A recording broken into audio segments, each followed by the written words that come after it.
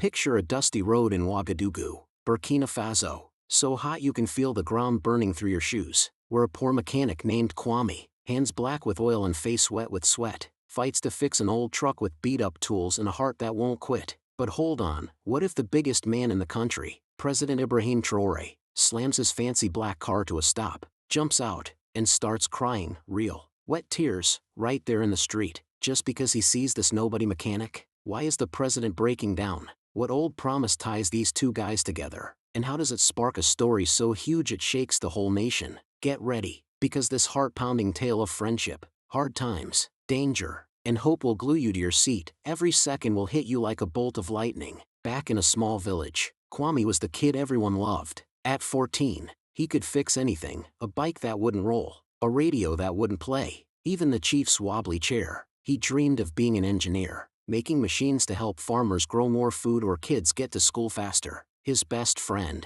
Ibrahim, was always with him, a skinny kid with a loud laugh and big plans. They'd sit under mango trees, talking about making Burkina Faso better. Ibrahim would lead, Kwame would build stuff. One hot day, they got caught stealing mangoes from old man Touré's farm. The old man ran after them, waving a stick and yelling. Kwame tripped, his sandal flying into a ditch, but Ibrahim stopped, grabbed his arm, and pulled him up, shouting, "We don't leave each other." That was their promise, a bond stronger than anything. But life can be mean. When Kwame was 15, a bad drought killed his family's farm, leaving only dry dirt. His parents got sick, too weak to keep going, and by 17, they were gone. Kwame had to take care of his little sister, Adama, who was just 10. School was over for him. He had to keep her fed. They moved to Ouagadougou, where Kwame learned to fix cars from a tough old mechanic, Monsieur Diallo, who taught him to stay strong when life was unfair. Meanwhile, Ibrahim's family moved to the city for his dad's new job. Ibrahim joined the army, worked hard, and became President Ibrahim Traoré, a big name promising to fix the country. Kwame, he ended up in a falling-apart shack by a loud road, fixing cars under a hot sun, barely making enough to buy food for him and Adama. People were mean, some yelled at him for being slow, others didn't pay, but Kwame kept going, his hands always busy, believing that working hard and being honest would make things better someday. Adama, now 17, helped after school, sweeping the shop and writing down money in a torn notebook. She wanted to be a doctor, and Kwame worked extra hard to keep her dream alive. Even if his own dreams felt gone, deep down, he felt the weight of that promise with Ibrahim, wondering if it was lost forever. On a super hot Tuesday, Kwame was fighting a rusty car part, sweat running into his eyes, when tires screeched loud. A shiny black car stopped, followed by a bunch of other cars, making the dusty road look like a big show. Men in dark suits jumped out, looking serious, and people started whispering, "It's the president's cars." Kwame didn't look up, he had work to do, and big shots didn't care about guys like him. But then a voice hit him like a punch. "Kwame." His wrench fell, banging on the ground. He turned, wiping his face with a dirty rag, and there was Ibrahim Traoré, standing tall in a green uniform, his eyes big with shock. The crowd went quiet, people staring, pulling out phones. "Ibrahim," Kwame said, his voice shaky. The president stepped closer, pushing past his nervous guards. "Kwame, is that you?" he asked, his voice wobbly, like he was seeing someone he thought was gone forever. They stood there, stuck, two guys split by years and different lives. Then, something wild happened. Ibrahim ripped off his cap and hugged Kwame so tight it was like he was holding on to his own life. Tears poured down the president's face, shining in the sun. "My brother," he said, his voice cracking. "How did I let you end up like this?" The crowd gasped, some crying, others whispering, shocked that the president was crying, holding a dirty mechanic like he was a lost king. Kwame's hands shook as he hugged back, his eyes wet too. "You didn't do anything wrong," he said softly. "Life just happened." Ibrahim stepped back, holding Kwame's shoulders, looking at the shaky shack, the old tools, the oil on Kwame's torn shirt. "No," he said, his voice strong. "You were the smartest kid I knew. You were gonna build machines, make things better. This isn't right." Kwame gave a small smile. "I'm okay, Ibrahim. I've got Adama. I've got my work. It's enough." Ibrahim shook his head, his eyes like fire. "It's not enough. Not for you. You're my brother." He turned to his guards, his voice loud. "Cancel everything. I'm staying here." People couldn't believe it. The president grabbed a creaky stool, brushed off the dirt, and sat right by Kwame's workbench, in the dust, like he was just a regular guy. Phones kept filming, but Ibrahim didn't care. He only saw his friend, the kid who shared his bread when Ibrahim was hungry, who fixed his dad's radio for free.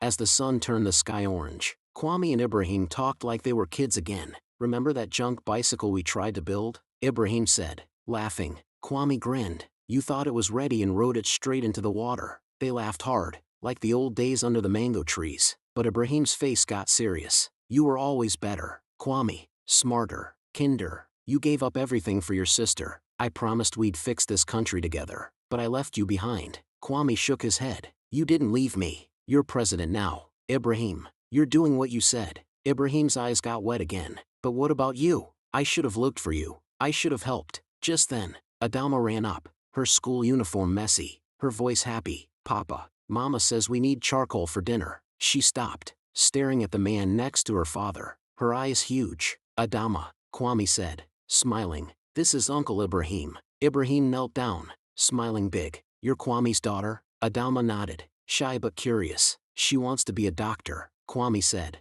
his voice full of pride. Ibrahim looked at her, his face serious. "You'll be a doctor, I promise." He stood up, brushing dirt off his uniform. "Kwame, I can't fix the past, but I can fix this. You and Adama deserve better. You're coming with me." Kwame shook his head. "I don't want handouts, Ibrahim. Just do what you promised. Make this country a place where kids like Adama can dream big and not end up like me." Ibrahim's eyes were fierce. "I will, but it starts with you. You're not staying here, fixing cars in the dirt. You're my brother, and I'm not leaving you again." That night, Ibrahim went back to the palace, his mind racing. He called his advisors, his voice loud and strong. "Today, I found my friend, a man who showed me what loyalty is. He's struggling, but he's tougher than any of us. We're letting down people like him, good, honest people who keep this country going. That stops now." He didn't say Kwame's name, but his heart was set on making things right, not just for his friend, but for everyone like him. The next morning, Ouagadougou was buzzing like a market. People shared videos of the president crying, hugging a mechanic, and phones lit up with hashtags like #FriendInTheDust. Kwame, not knowing about the noise, was back at his shack, fixing a motorcycle tire. When engines roared again, a huge line of cars pulled up, and workers started building a stage right by his workshop. Cameras flashed, people shouted questions, and a crowd grew, bigger than the day before. Ibrahim stepped out, his face calm but strong. "What's all this, Ibrahim?" Kwame asked, holding his tire iron tight. The president smiled. "Yesterday, I cried for you. Today, I'm here to honor you." He took a microphone and faced the crowd. "People of Burkina Faso, this is my friend Kwame. He was the smartest kid in our school, the one who taught me to dream big. He gave up his dreams to take care of his sister, and now his daughter. He works hard every day, not for fame or money, but because he's honest and proud." He reminded me why I became president. He didn't ask for anything for himself, just a better country for his daughter and people like him. Today, I'm making a promise to him and to you. Kwame's shack will become a big, modern training center, where he'll teach young people to fix cars and learn skills for life. His daughter, Adama, will get a full scholarship to study medicine, from now until she finishes university, and his family will move to a new home, paid for by the government. The crowd went wild, clapping and cheering so loud it shook the street. Kwame dropped his tire iron, his hands shaking, tears running down his face. He looked at Ibrahim, then at Adama, who was crying and holding his arm. "I don't know what to say," Kwame whispered. Ibrahim handed him the microphone. "Say what's in your heart." Kwame took a deep breath, his voice shaky but clear. "I never wanted to be famous. I just wanted to do right by my family and my country. There are so many people like me out there, people who work hard, who don't give up, even when life's tough. Please, don't forget them. Help them." The crowd cheered louder, some crying, others shouting Kwame's name. That night, the story was everywhere, on TV, on radio, on every phone screen. The mechanic who touched a nation. One news headline said, "Adama hugged her father tight, whispering, 'Papa, you're my hero.'" Kwame smiled, his heart full, feeling seen for the first time in years. Things changed fast. Workers started building Kwame's new training center, a big place with shiny tools, bright classrooms, and a garage for teaching. Adama got into a top school, her scholarship paying for everything: books, uniforms, even a bus pass. The family moved into a cozy house, with a small garden where Adama planted bright yellow flowers. Fatima, Kwame's wife, smiled more, cooking big meals in their new kitchen. But being famous brought trouble. One morning, while Kwame was sweeping the new center's steps, a shiny black SUV pulled up. Looking wrong in the dusty neighborhood, two men got out, one tall with a fake smile, the other short with a heavy briefcase. "Mr. Kwame," the tall one said, "we want to talk." Inside the small office, the short man opened the briefcase, showing piles of cash. 10 million CFA, he said, his voice smooth. "And more if you help us." Kwame's stomach twisted. "Help with what?" The tall man leaned close. "The president trusts you. We need you to give him a drink. At the right time, he'll get sick. Step down for a bit. You'll get houses, cars, money to send your daughter to school abroad." Kwame's heart pounded. "You want me to hurt Ibrahim?" The short man held up a hand. "Not hurt, just help us. Help yourself." Kwame stood up, his voice hard. "Get out, now." The men looked at each other, then left, but the tall one said, "Think about it, we'll come back." That night, Kwame couldn't sleep. He told Fatima everything, keeping his voice low so Adama wouldn't hear. Fatima's eyes went wide, her hands shaking. "Those men are bad, Kwame, but Ibrahim's your friend. You can't let them hurt him." Kwame nodded. "I know, I'm telling him tomorrow." The next day, he got a meeting with Ibrahim, bringing the briefcase and a note with a phone number the men had left. In the president's office, Kwame set them on the table. "They want me to poison you," he said, looking Ibrahim in the eye. "I'd die before I betray you." Ibrahim sat still, his face serious, then stood and hugged Kwame tight. "You've saved my life, brother." He called his security team,